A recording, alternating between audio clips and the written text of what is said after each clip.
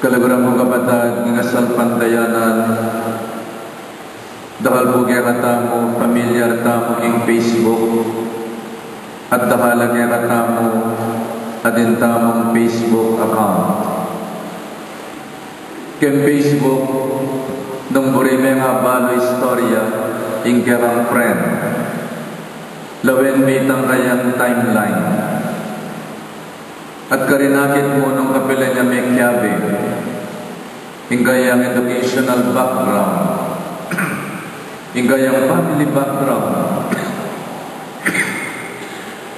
at ganaganang pinost na hingayang timeline, nung buri ng abasa mo lang. At dahil kaya katamo, we are friends through Facebook. But let us be good friends to one another in the name of good news and in the name of friendship. Ing kasandingan po ng Facebook, nung ating kang buriking pinost mo, pwede mong balikan, pwede mong i-edit, o kaya naman pwede mong i-delete.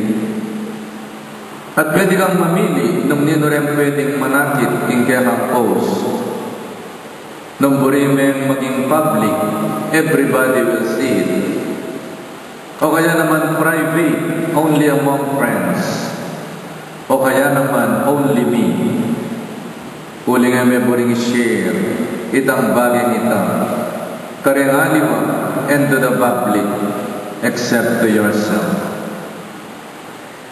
Ang Ebanghelyo tamo ini, papalad na kaya katamo, ing listahan daring friends ng Jesus.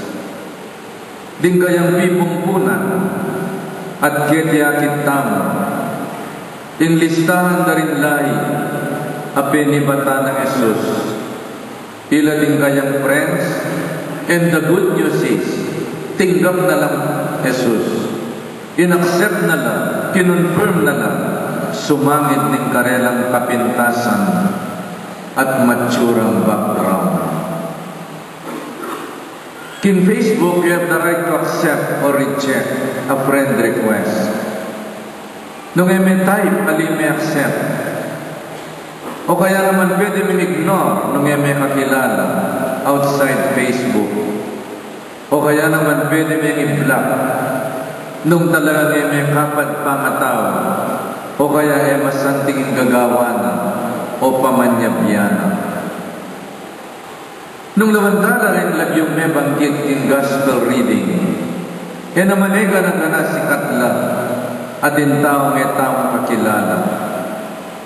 E naman ay ganagana karela banal lang, dakala naman karela rin ating pamikasala, ang bondungis king karelang pangatawa. And yet the good news is, sumangit ng karelang kakulangan. They were accepted and confirmed as family friend of Jesus. Gewanong kapamilya, dening tama rin. Sumangit ng karelang dungis, ng karelang pangatawa. Lawantaya ko, malaramya. Huling pinako na birthright, ang kapatid ng Esau, banggeta mi palaya, at ang kapatid na malipit siya. At ang kapatid na makanyan, burita karelang aning mana, at the expense, daring karelang kapatid ang mga lipit. Sana alang malilipit ang kapatid, kinuli namin ning kasakiman ning metong. At ginawang paranan bang titulo ng Gabon, milipat na kaya, at ingeganaga ng kayamanan, banding komunidad, sinolo na. And sometimes brothers and sisters can be evil to one another. At sometimes friends can use one another. Bangketa kwa din purida. E kamaya pakaluguran nung sarili mo yung isipan mo. Very surprising yan in lahi ng Jesus kagayang timeline and friends. At yung adwang babay at Luke, 4, itamar ang ko'y Rahab. Ninuran yung babae nga rin, babae lang bayaran. Mababos o lapo. Mabibiging pamisa ng laman. And yet, inabi ng Jesus karen kayang family friends. Tamar, Rahab, women with questionable character. Siguro nung yung anak mo magloloy ang babae, balo, at inyong gagawa niya masanting. Kilala na rin balikbayan, bayaran niya siguro. I-discourage mo yung anak mo. Bakit patulan niya pa itang babaeng ito? And yet, God is so gracious. Sumangit na rin yung babaeng bayaran. Inabi ni Tamarang Poy Rahab, king kayang family line. Irot babae ang Moabita, alide ka daya, alide ka lahi, and yet, inabi ni Jesus si Ruth bilang kayang friend. David medong yang hari, and yet abuktot ni Bathsheba, ay asawa ng Urias. Minsan na magmuni-muni haring David, mamuning rukta, at ikit ni Bathsheba, mantilo yan. Di na tayo kalibugan ng babaeng ini at ginawa niyang paralan. Mga siping na ni Bathsheba, ang ganagay nga buktot ni. At bakpanakpan ang kamarinayan. Pepayos ni Urias si Bathsheba, bang siping na ni asawa na, at niyang siniping Urias. Pepadala ni David, Urias in front line of the battle, bangkit ang Matea. A criminal act on the of David. And yet, medong yung haring katangalantang. Solomon medong yung bastardo, anak niya sa labas. Sinambaya ka rin Diyos-Diyosan, darin pagano. And yet, medong yung haring friends ng Jesus. My dear brothers and sisters, bistat man ela karapat dapat, enalay ng friend ning Ginoo, eno bidla, eno riniject, hingayang timeline. Sumangit ng karelang kabulangan at kailan, inabinala karing kayang friends. Itamungan, pepadala na katamong friend request ng Ginoo. At inaccept tayo, inaccept na katamo, inyang may binyag tamo. At inyang may binyag tamo, miyabi tamo ken book of friends na ng Ginoo. The book of baptism in our parish. Nung lugar rin makasulat naman din friends ng Jesus, dengay ka na ng may binyag. At ini, ene badilit ka pa man. Huling anak nakatamo ng Diyos. Kapatad nakatamong Kristo. Kalugura nakatamo. Manggaman kingalangan mo. Nanong araling bayabot na kaya katamo ng Ebanghelyo ini.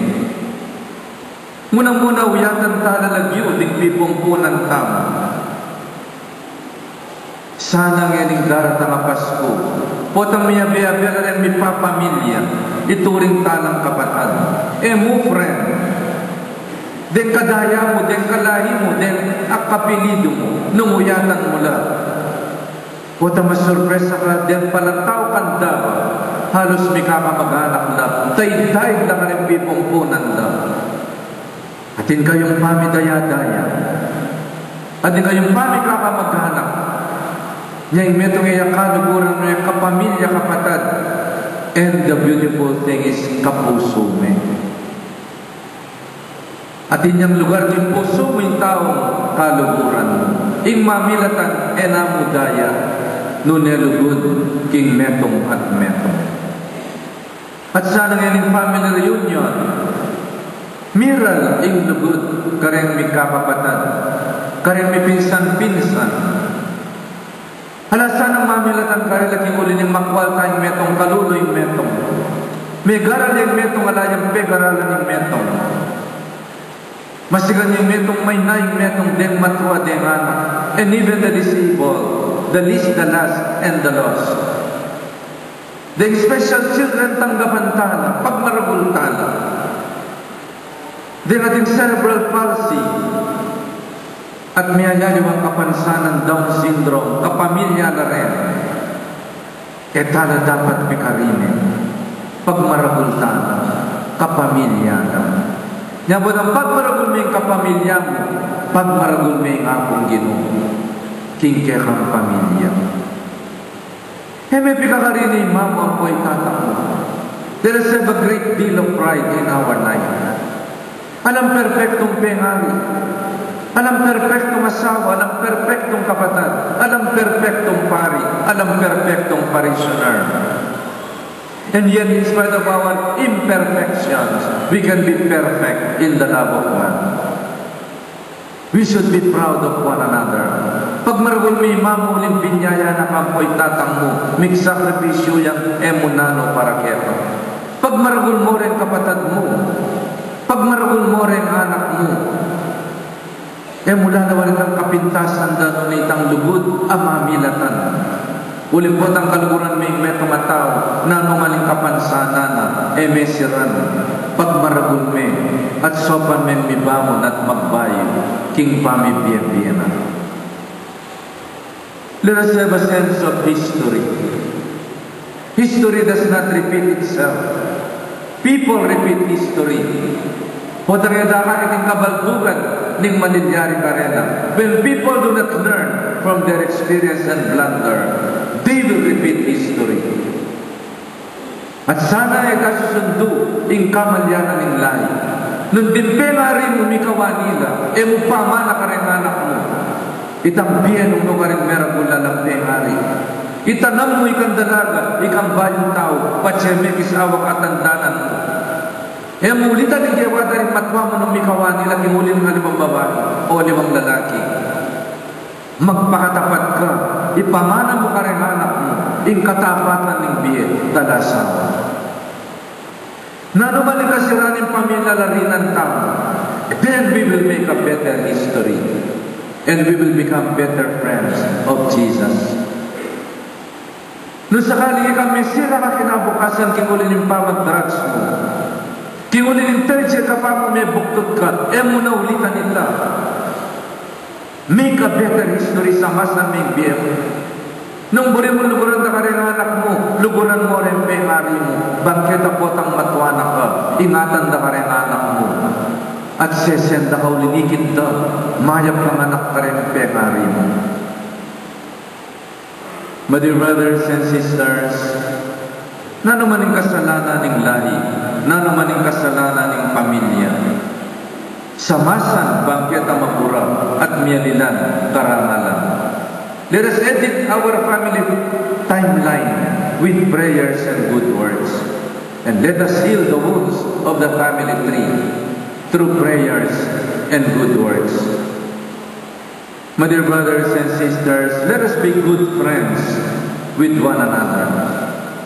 Nung ikamangalat ng matsurang balita at manira ng Facebook, kamaya pa friend. Ngayon yung panahon ng social media, yung Facebook, maging dala na yung evangelization. Nung noon ni kalat tamo yung maya pabalita, ano yung kasiraning metong at metong. The Facebook is not a venue for destructive criticism and destroying one another. It is a social media, an instrument of evangelization and social change. At sana'y tamang friends with one another in the social media. Let us build one another. In maya pabalita yung ipanaral tamo, aliway tang matsurang balita at kasiraning metong at metong. Talakad